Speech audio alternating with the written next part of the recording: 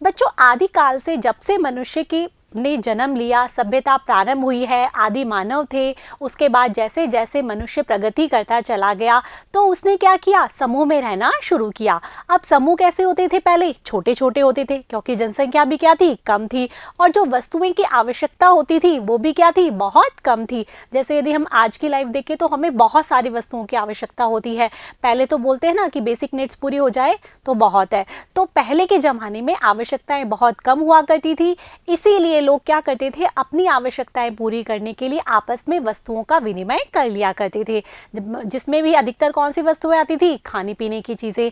जैसे कि मुझे यदि गेहूं चाहिए और सामने वाले को यदि क्या चाहिए, चीनी चाहिए, और मेरे पास चीनी है, उसके पास गेहूं है, तो आपस में हम क्या कर लेंगे, वस्तुओं का आदान प्रदान कर लेंगे। तो इस प्रकार से जो वस्तुओं को आदान प्रदान होता था, मतलब एक वस्तु के बदले में दूसरी वस्तुओं का लेना देना, तो इसे ही बोलते थे वस्तु विनिमय प्रणाली। यही सारी बातें यहाँ पर लिखी हुई है जो कि आप देख पा रहे हैं कि आदिकाल से मनुष्य अपनी आवश्यकताओं के लिए प्रकृति पर निर्भर था। पहले प्रकृति से कंदमूल लेके खाता था, फल फूल, सारी जो जरूरतें वो कौन पूरा किया करती थी, प्रकृति ही पूरी किया करती थी। तो मनुष्य किस पर निर्भर था, प्रकृति पर निर्भर था। सभ्यता के विकास के साथ उसने किस में रहना शुरू किया, समूह में रहना सीखा, और समूह में रहकर मनुष्य ने अपने अलग अलग व्यवसायों का चयन किया। समूह छोटे होने के कारण मनुष्य अपनी आवश्यकताओं के लिए वस्तुओं का लेने देने सहज व सरल रूप से करने लगे। अब समूह छोटे हुआ करते थे, इसलिए वस्तुओं को लेने देने में कोई दिक्कत नहीं आती थी, आसानी से, सहज रूप से, सरल रूप से लेना देना हो जाया करता था। यदि आज की जनसंख्या को देखें, भारतवर्ष को यदि हम अब देखें, तो इतनी सारी जनसंख्याओं में तो वस्तुओं का लेना देना संभव ही नहीं है। लेकिन प्राचीन काल में जब समूह छोटे हुआ करते थे तो वस्तुओं का लेना देना सहज व सरल रूप से हो जाया करता था। ठीक है बच्चों, तो वस्तुओं को क्या करते थे, जैसे मैंने अभी आपको उदाहरण दिया ना कि मुझे यदि आवश्यकता चीनी की है, सामने वाले को गेहूं ही की है, तो हम आपस में क्या कर लेंगे, एक्सचेंज कर लेंगे। तो इस प्रकार से वस्तुओं का लेना देना होता था, जिसे ही क्या कहा जाता था, वस्तु विनिमय कहा जाता था। वस्तु विनिमय प्रणाली, जिसे इंग्लिश में बच्चों कहते हैं बार्टर सिस्टम। तो समझ में आ गया आपको, वस्तुओं के बदले वस्तुओं का क्या करना, विनिमय करना, लेना देना करना। जो जैसे जिसकी जो आवश्यकता की वस्तु है वो क्या करेगा, दूसरे जो व्यक्ति है उससे क्या कर लेगा, आपस में एक्सचेंज कर लेगा। ठीक है बच्चों, उसे ही वस्तु विनिमय कहते हैं। इस प्रणाली में वस्तुओं के बदले वस्तुओं का लेन देन होता है। दो व्यक्तियों द्वारा परस्पर लेन देन उनके द्वारा उत्पादित अतिरिक्त वस्तुओं और सेवाओं का किया जाता है। जो वस्तु एक्स्ट्रा है, जैसे कि गेहूं गए मैंने, तो मेरे पास 2 बोरी गेहूं तो मैंने काम में ले लिए, और जो मेरे पास यदि 8 बोरी गेहूं एक्स्ट्रा है तो मैं उसको क्या करूंगी, किसी भी व्यक्ति को दे दूंगी, और जो मुझे जरूरत की चीज है उसके बदले में वो चीज ले लूंगी। समझ में आया? तो अतिरिक्त वस्तु है, जो उत्पादित वस्तु है, उसका लेना देना किया जाता था। आगे बच्चों समझ में, उसे ही हम क्या कहते थे, वस्तु विनिमय प्रणाली, और इसको इंग्लिश में बोलते हैं बार्टर सिस्टम। आपको इसका इंग्लिश नेम भी याद रखना है। आपसे एग्जाम में पूछ सकता है कि बार्टर सिस्टम को समझाइए, पूछ सकता है, नहीं पूछ सकता, तो इंग्लिश कीवर्ड्स भी आपको याद होने चाहिए। ठीक है बच्चों, आगे है जैसे अनाज के बदले कपड़ा, दूध के बदले अनाज आदि। समझ में आ रहा? तो इसी प्रकार से वस्तु के बदले में वस्तु क्या कर ली जाती थी, लेना देना हो जाया करता था, क्रय विक्रय हो जाया करता था। ठीक है बच्चों, अब इसमें क्या थी, आपसी समझ होना बहुत ज़रूरी है, क्योंकि यदि मैंने बताया कि मैं यदि अपना गेहूं दूंगी, चीनी लूंगी, तो हम लोग जो जिससे मैं चीनी का लेन देन कर रही हूँ, गेहूं और चीनी का लेन देन हो रहा है, तो आपस में समझ होना बहुत ज़रूरी है कि 2 किलो गेहूं के बदले में 1 किलो चीनी। तो इस प्रकार से समझ होना, विश्वास होना इसमें बहुत ज़रूरी है। तो आपसी समझ और विश्वास पर वस्तु विनिमय प्रणाली आधारित थी। तो यह व्यवस्था पूर्णतः आपसी समझ व विश्वास पर आधारित थी। ठीक है बच्चों, समझ में आ रहा है वस्तु विनिमय प्रणाली? अब वस्तु विनिमय प्रणाली कब तक चलती, समूह छोटे थे, आपसी समझ और विश्वास था, तब तक तो वस्तु विनिमय प्रणाली चलती चली गई। लेकिन वस्तु विनिमय प्रणाली में बहुत सारी कठिनाइयाँ, बहुत सारे दोष और बहुत सारी कमियाँ थी, जिसकी वजह से वस्तु विनिमय प्रणाली ज़्यादा दिन तक नहीं चल पाई, और इसकी जगह किसका विकास हुआ, किसका प्रादुर्भाव हुआ, मुद्रा का, जिसके बारे में हम इस लेसन में डिटेल में पढ़ेंगे। तो पहले हम जान लेते हैं कि वस्तु विनिमय प्रणाली में कौन कौन सी कठिनाइयाँ थी। ठीक है, कौन कौन सी कठिनाइयाँ थी वस्तु विनिमय प्रणाली में? आपके सामने पूरा डायग्राम बना हुआ है, जिसके द्वारा आप जान पाएंगे कि कौन कौन सी कठिनाइयाँ हैं। तो पहली जो कठिनाई है वो है दोहरे संयोग की कठिनाई। ठीक है, दूसरी कठिनाई है वस्तु के मूल्य मापने में कठिनाई। तीसरी जो कठिनाई है वो है भावी बचत संभव नहीं। चौथी जो कठिनाई है वो है अविभाज्य वस्तु के विनिमय में कठिनाई, और अगली है उधार के लेखे में कठिनाई। तो ये पांचों कठिनाइयां वस्तु विनिमय प्रणाली में पाई जाती थी, इसी वजह से मुद्रा का प्रादुर्भाव हुआ। अब इन पांचों कठिनाइयों को हम डिटेल में पढ़ लें। तो सबसे पहले देखते हैं हम पहली कठिनाई, जो कि है दोहरे संयोग की कठिनाई। तो मैंने अभी जैसे आपको गेहूं और चीनी का उदाहरण दिया था कि मेरे पास एक्स्ट्रा 8 बोरी गेहूं है जिसके बदले में मुझे चीनी खरीदनी है। तो बच्चों इसमें क्या होगा, पहली बात तो ये है कि मेरे पास जो एक्स्ट्रा गेहूं है मैं उसको देने के लिए तत्पर होनी चाहिए, पहली बात तो ये। दूसरी बात, मुझे कोई ऐसे बंदे को ढूंढना पड़ेगा, ऐसे व्यक्ति को ढूंढना पड़ेगा जो कि क्या करे, मेरे गेहूं तो ले ले और बदले में मुझे चीनी दे दे। तो इस प्रकार से दोहरे संयोग की कठिनाई यहाँ पर होती थी।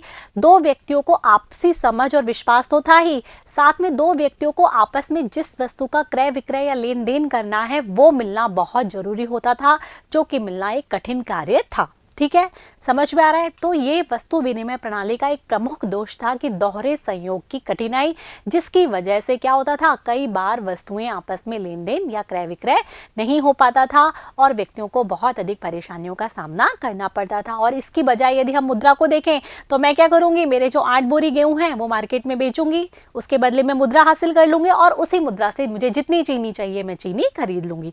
समझ में आया। तो दोहरे संयोग की कठिनाई ये इसकी एक बहुत बड़ी कमी है, किसकी, वस्तु विनिमय प्रणाली की। यहाँ पर यही लिखा है कि दो व्यक्ति एक दूसरे के लिए उपयोगी वस्तुओं का लेने देना करने हेतु तत्पर हों तभी वस्तु विनिमय संभव है। दोनों को आपस में क्या होना चाहिए, समझ होनी चाहिए, विश्वास होना चाहिए और साथ ही में लेन देन करने के लिए तत्पर भी होनी चाहिए। दोनों के लिए वो क्या होनी चाहिए, आवश्यक वस्तु होनी चाहिए। जैसे उदाहरण मैंने आपको बताया था अभी, यदि एक किसान को गेहूं के बदले चीनी खरीदनी है तो उसे ऐसे व्यक्ति को तलाशना होगा जो चीनी के बदले क्या ले ले, गेहूं उसके खरीद सके। तो इस प्रकार से दोहरे संयोग का मिलना बहुत कठिन कार्य था। ये पहली हो गया दोष किसका, वस्तु विनिमय प्रणाली का। अब दूसरा जो दोष है इसका वो है वस्तु के मूल्य मापने में कठिनाई। सपोज दैट मेरे गेहूं के बदले में जो चीनी लेने वाला मुझे देने वाला मिल गया, ठीक है, जो कि मेरी गेहूं ले लेगा और बदले में मुझे चीनी दे देगा, लेकिन वो उसकी जो मूल्य है वो कैसे निर्धारित किया जाए कि मैं कितने गेहूं दूं बदले में उससे कितनी चीनी लूं। तो ये भी एक बहुत मुश्किल कार्य है कि वस्तु का मूल्य मापने में कठिनाई। जैसे मुद्रा के द्वारा तो हम माप लेते हैं, ये पेन 20 रुपए का है, ये पंखा 500 रुपए का है, ये घड़ी 100 रुपए की है, माप लेते नहीं माप लेते। अब वहां पर क्या संभव नहीं हो पाता था किसी भी वस्तु का मूल्य निर्धारण करना। सब कैसे होता था, आपसी समझ और विश्वास के आधार पर होता था। तो इसी वजह से क्या होता था, ये एक वस्तु विनिमय प्रणाली का एक प्रमुख दोष बन गया, क्या कि वस्तु के मूल्य मापने में बहुत अधिक कठिनाई होती थी। समझ में आ रहा है बच्चों। यहाँ पर यही लिखा हुआ है कि लेन देन करने वाले व्यक्ति आपसी समझ व उपयोगिता के आधार पर वस्तु का विनिमय करते थे।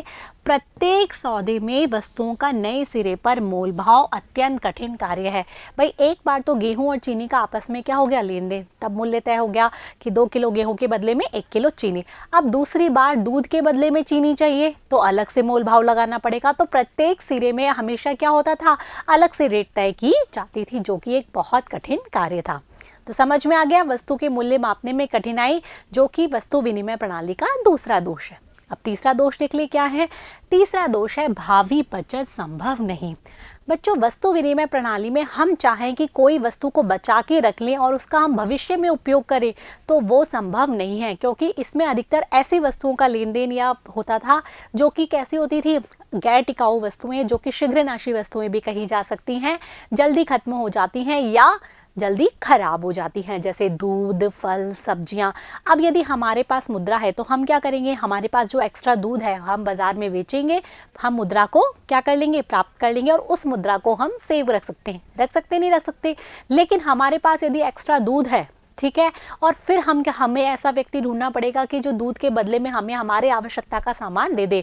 यदि वो व्यक्ति नहीं मिलता तो हमारा दूध तो सारा वेस्ट ही चला जाएगा, नहीं चला जाएगा, क्योंकि हम दूध को स्टोर करके तो नहीं रख सकते। तो इसीलिए वस्तु विनिमय प्रणाली का एक प्रमुख दोष था कि इसमें भावी बचत संभव नहीं है। हम चाहें कि हम सेविंग्स कर लें, हमारे फ्यूचर प्लान्स कर लें, तो वो पॉसिबल नहीं हो पाता था। वो केवल किससे पॉसिबल है, मुद्रा से ही पॉसिबल है। ठीक है बच्चों, तो यहाँ पर यही लिखा है कि ऐसी वस्तुओं का लेन देन जिसका दीर्घकाल तक संचय करना कठिन, जैसे दूध, फल, सब्जियां आदि, अतः अतिरिक्त उत्पादों की भावी बचत संभव नहीं हो पाती थी, क्योंकि लॉन्ग टाइम तक ये उत्पाद चलते नहीं है, खराब हो जाते हैं, तो इनकी सेविंग्स पॉसिबल नहीं है। ठीक है बच्चों, तीसरा पॉइंट भी समझ में आ गया। चौथी जो वस्तु विनिमय प्रणाली की कठिनाई है वो है अविभाज्य वस्तुओं के विनिमय में कठिनाई। अविभाज्य वस्तुएं कौन सी होती है? जिसको कि हम विभाजित नहीं कर सकते। जैसे गेहूं की एक पूरी बोरी है तो हम उसको विभाजित कर सकते हैं, 10 किलो, 20 किलो, 30 किलो कर सकते हैं, लेकिन एक पूरी भैंस है या एक पूरी गाय है तो हम उसको विभाजित तो नहीं कर सकते। माना कि एक भैंस है, उसकी कीमत 4 बोरी गेहूं है, हमने डिसाइड कर ली कि एक भैंस के बदले में 4 बोरी गेहूं का लेन देन या विनिमय होगा। अब यदि किसी व्यक्ति को 2 बोरी गेहूं की आवश्यकता है और उसे 2 बोरी गेहूं लेनी है तो वो भैंस का कैसे विभाजन करेगा? पॉसिबल ही नहीं है। तो यही होता है यहाँ पर कि अविभाज्य वस्तुओं के लेने देने में या विनिमय में कठिनाइयाँ होती है। किसमें? वस्तु विनिमय प्रणाली में। और यदि यही मुद्रा होती तो 4 बोरी जो भैंस है उसको विक्रय करके मुद्रा हासिल कर ली जाती और उस मुद्रा से 2 बोरी गेहूं खरीद लिए जाते। तो समझ में आ रहा है ना कि किस प्रकार से मुद्रा ने हमारे जीवन को आसान कर दिया है और वस्तु विनिमय प्रणाली किस प्रकार से कठिनाइयां उत्पन्न करती थी। ठीक है बच्चों, यहाँ पर यही लिखा हुआ है कि वस्तु विभाजन की समस्या वस्तु विनिमय प्रणाली में एक कठिनाई है। जैसे एक भैंस का विनिमय मूल्य 4 बोरी गेहूं है और एक किसान की जरूरत 1 बोरी गेहूं की है, तो वह भैंस को 1 बोरी गेहूं से विनिमय नहीं कर सकेगा। किसान को 1 बोरी की गेहूं की आवश्यकता है और जो सामने वाला है वो 1 भैंस देना चाह रहा है। समझ में आ रहा है नहीं आ रहा? वो क्या, उसके पास एक भैंस है किसान के पास और वो 1 बोरी गेहूं हासिल करना चाह रहा है, तो वो अपनी भैंस को किस प्रकार से विनिमय करेगा? तो ये यहाँ पर एक बहुत बड़ी समस्या उत्पन्न करती है। क्या? वस्तु विनिमय प्रणाली। ठीक है बच्चों, अगला देखें। अगला है उधार के लेखे में कठिनाई। वस्तु विनिमय प्रणाली में क्या होता है, जो वस्तु विनिमय है वो तत्काल ही संभव हो सकता है। उसके लिए हम उधार नहीं लिख सकते कि हमने 4 बोरी गेहूं अभी ले ली, जो हमें सामान देना है वो हम भविष्य में देंगे। क्यों? क्योंकि भविष्य में उसकी क्या कीमत होगी वो कोई भी अनुमान नहीं लगा सकता। जबकि हम देखते हैं कि मुद्रा के द्वारा ये सारी चीजें हो सकती हैं, उस पर ब्याज लग जाता है, लग जाता है नहीं लग जाता। तो यहाँ पर उधार के लेखे में एक बहुत बड़ी कठिनाई होती है। क्या? कि भविष्य में उस वस्तु की कीमत का अनुमान नहीं लगाया जा सकता। तो इसीलिए वस्तु विनिमय प्रणाली का उधार का लेखा पॉसिबल ही नहीं था। यही यहाँ पर लिखा हुआ है कि वस्तु विनिमय तत्काल ही संभव, उधार रखकर वस्तु विनिमय संभव नहीं है, क्योंकि उधार रखी गई वस्तु की भावी कीमत का पता लगाना कठिन कार्य है। तो बच्चों, आपने ये 5 जो कठिनाई हैं जो कि वस्तु विनिमय प्रणाली में आती है उसके बारे में अच्छे से जान लिया कि वस्तु विनिमय प्रणाली क्या होती है, फिर उसके बाद उसकी कठिनाइयाँ कौन कौन सी है। अब इन्हीं कठिनाइयों को देखते हुए किसका आविष्कार हुआ? मुद्रा का आविष्कार, जो कि जिसने कि अर्थशास्त्र को पूरा बदल कर रख दिया और एक ये अर्थशास्त्र में एक महत्वपूर्ण आविष्कार है। ठीक है बच्चों, समझ में आ रहा है? तो इसीलिए वस्तु विनिमय प्रणाली की कठिनाइयों को जानते हुए मुद्रा का प्रादुर्भाव या आविष्कार हुआ। यही यहाँ पर लिखा हुआ है कि वस्तु विनिमय प्रणाली के अंतर्गत उपरोक्त कठिनाइयों के कारण ही कालांतर में मुद्रा का प्रादुर्भाव विनिमय के माध्यम के रूप में हुआ। पहले विनिमय का माध्यम वस्तु विनिमय था, फिर उसके बाद विनिमय के माध्यम के रूप में मुद्रा का आविष्कार हुआ। तो बच्चों, समझ में आ गया आपको कि किस तरीके से वस्तु विनिमय प्रणाली होती है। वस्तु विनिमय प्रणाली अर्थात वस्तुओं का आपस में विनिमय या लेन देन, जो भी आवश्यकता की वस्तुएं हैं उसको आपस में लेन देन कर लिया जाता है। कब किया जाता था? ये प्राचीन काल में किया जाता था। अब इसकी कुछ कठिनाई है, वो हमने कठिनाइयाँ जानी कि उधार के लेखे में कठिनाई है, भावी बचत संभव नहीं है, वस्तु का मूल्य नहीं मापा जा सकता, दोहरे संयोग की कठिनाई है। पढ़ी नहीं पढ़ी? समझ में आ गई आपको अच्छे तरीके से? अब आपको सारी जो वस्तु विनिमय प्रणाली की परिभाषा और उसकी कठिनाइयां, ये सारी अपनी कॉपी में नोट कर लेना है। इसको अच्छे से याद भी कर लेना है, क्योंकि एग्जाम में क्वेश्चन पूछा जा सकता है। छोटे क्वेश्चन में तो आपसे पूछ लेगा कि वस्तु विनिमय प्रणाली किसे कहते हैं, और निबंधात्मक प्रश्न में आपसे पूछ सकता है कि वस्तु विनिमय प्रणाली किसे कहते हैं और इसके वस्तु विनिमय प्रणाली की कमियां या दोष या कठिनाइयां लिखिए। तो आपको इसी तरीके से सारी चीजें मेंशन करनी है। ठीक है बच्चों, अब हम नेक्स्ट वीडियो में क्या पढ़ेंगे? नेक्स्ट वीडियो में मुद्रा का प्रादुर्भाव कैसे हुआ, मुद्रा का अर्थ क्या है और मुद्रा की क्या परिभाषा है। तब तक के लिए आपको मेरे साथ बने रहना है, पढ़ते रहना है, बढ़ते रहना है। Thank you.